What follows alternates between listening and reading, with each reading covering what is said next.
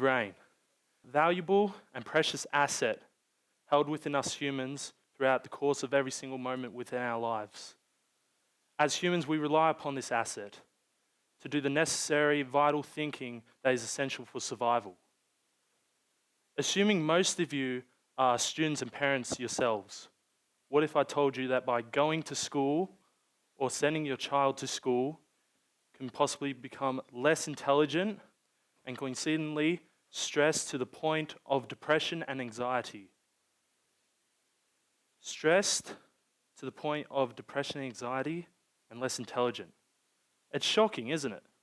I mean, it's quite fascinating how school is supposed to essentially make you more intelligent, make you develop social skills for new friendships, new relationships, right? But why does it do the opposite? Just why? Well, that, ladies and gentlemen, is because we are living in today's society that is utilizing an outdated school education system. Now, we've separated our talk into 3 different sections: yesterday, today, and tomorrow. So section 1 is yesterday. So the education system was created in the 1800s, and so how it was set out was students would sit in rows, and so they would listen to student after student recite topics. The goal of the teacher was to set topics for the students, for them to go home and recite, and the goal of the students was to go home, study these topics, memorize them, present them. And so basically the education system was created so students were taught cohesively, because it was much easier for teachers to teach collectively rather than individualized teaching. And so students that didn't present as well as they needed to failed, rather than being encouraged to learn at their natural speeds. In today's society, the school education system as we know it is not individualized to highlight nor enhance the characteristics and strengths of individuals. We are told what to do and when to do it throughout the 12 years of school life. And we have no room for developing our own futures for what to do, as we are expected to achieve capabilities that we cannot reach or that we are expected to reach. But in the words of Albert Einstein, everybody is a genius. But if you judge a fish by its ability to climb a tree, it will live its whole life believing it's stupid. Everybody in this room is a genius, right? You're genius, you're genius, you're genius. My partner in crime's a genius. Now, it's funny. See, if we're all geniuses, why are we constantly be called stupid, dumb, no IQ, low IQ, all these hurtful names? These are because we are expected to reach an academic level, like a certain academic level for, let's say, math, science, English. But why not the creative aspect? You could be really intelligent in art. You could be really intelligent in home economics. That makes you a genius in that area. Rather than looking at numbers in English, math, science. Yes, that gets you the job of, let's do the 3 basic jobs that we all know as the high education skills. Lawyer, doctor, engineer, the 3 basics. But low study scores equal to low self-esteem. We are being put down for low self-esteem because we are constantly, we're not getting low study scores, but we get low study scores, low self-esteem, and then we automatically think to ourselves, oh, we're going to fail, might as well give up now. But instead of pushing on. And it's quite sad because that's what leads to the depression rates we have now, the suicide rates we have now. All because we can't meet these capabilities and set expectations that society depicts us to have. And if you look in the image for today's section, it's the same as yesterday's. And of course, today we take photos in color, so this isn't an exact representation of today. But you can see that the way that the education system is set out hasn't changed much in the past few hundred years. And yet they wonder why the rates of mental health are deteriorating. So in a study conducted of 50 students in schools across Casey, Over 84% of students admitted to being put down or shamed due to not receiving a certain score.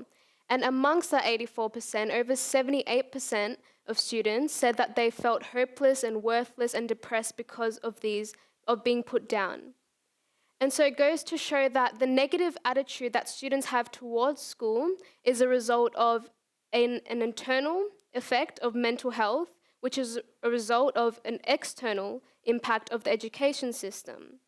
I know myself that I have friends and we have conversations in the mornings like I don't want to be at school because it's just a depressing atmosphere where you're put into classrooms and taught material that doesn't necessarily give you relevance with your personal life. And so, of course, things like Pythagorean theorem and stuff that we are taught in school are relevant, but not as relevant as other things that we should be taught within schools. And so, for example, a 16-year-old student whose name will go unannounced took their life recently, and the notes that they left behind were heartbreaking. So this student went to a high-achieving school where they were expected to get high results, not even encouraged, expected. And it was expected of them on top of their football, on top of their social requirements, on top of everything that goes on within life, because life is not solely school. They were expected to get high results.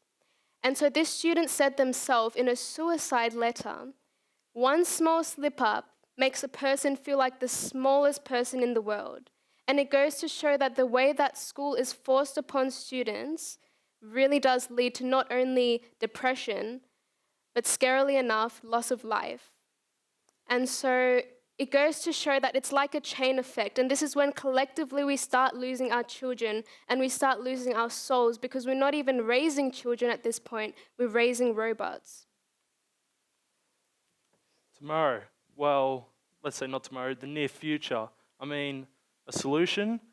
How can you 2 Year 12 students just come up with a solution and be ready like that, change the whole school education system? But instead, we come up with ideas to benefit students in achieving a constant academic level as well as progressive mind and mindfulness in keeping up their mental health and well-being and emotional health and well-being.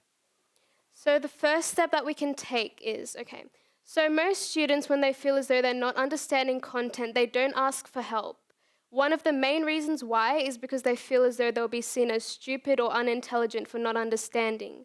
Or another reason why is because they think they'll understand it later on. But what needs to happen is it needs to be positively reinforced that asking for help is not a sign of weakness. If anything, it's a sign of strength to be able to acknowledge where you are lacking certain resources and where you need to gain them.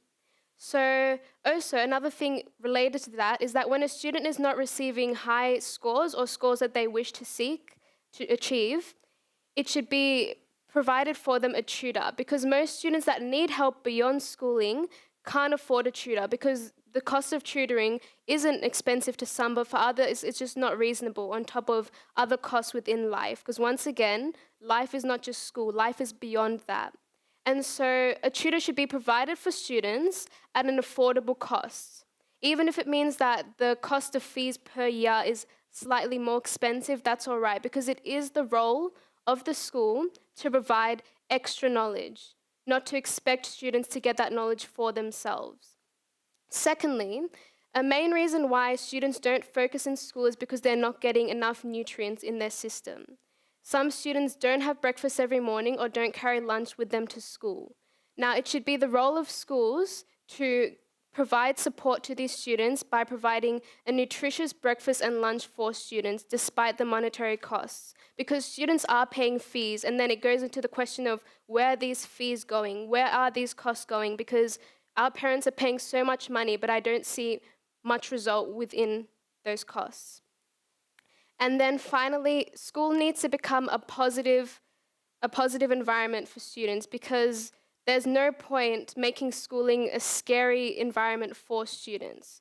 So teachers really need to reinforce positive learning practices. So, no solution, but ideas to benefit health and well-being of students as well as maintaining a well academic level. we are living in a society with an outdated school education system. We've been saying that for 100 years, and even if we move on to the next 10 years, keep saying, oh, we're going to change this, we're going to change that. Oh, by changing the study score, we're changing the outdated school education system. Yes, it's newly updated. No. If we keep saying that, we'll be left behind, as well as with society today. It's up to us as society to catch up to where we should be in the future, improving its students and the system itself, because if we keep saying for the next 10 years that everything's going to change, right, and not act upon it, it won't. Thank you.